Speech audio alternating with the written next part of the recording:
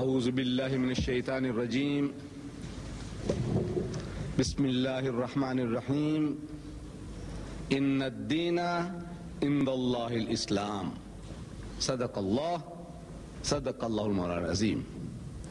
Mr. Chairman and brethren, I read to you a very brief sentence from the Holy Quran, from Surah, meaning chapter, Ali Imran.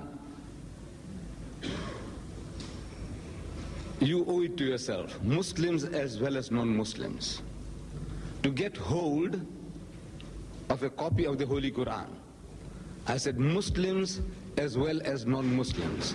The non-Muslims, they must know, they owe it to themselves, that since there are 1 billion Muslims in the world today, they ought to know how their minds are working. Even as a missionary, you want to fight the Muslims, an intellectual battle, even then you need the book to arm yourself as to what the other person believes and what his book of authority is. And for the Muslim, it's also imperative that in this environment, English-speaking environment, that each and every Muslim here ought to arm himself with the English translation of the Holy Quran. This particular one I have in my hand is by Abdullah Yusuf Ali. This volume has about 2,000 pages. And in it, how will you find Imran?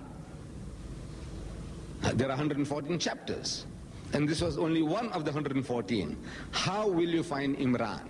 Can anybody tell me? Index, yes. You see, this particular one here has a very comprehensive index. At the back of it, what you want to know. Our Qari, the young man who recited to us so beautifully, he was reading from Surah Nahl. Where will you find Nahl?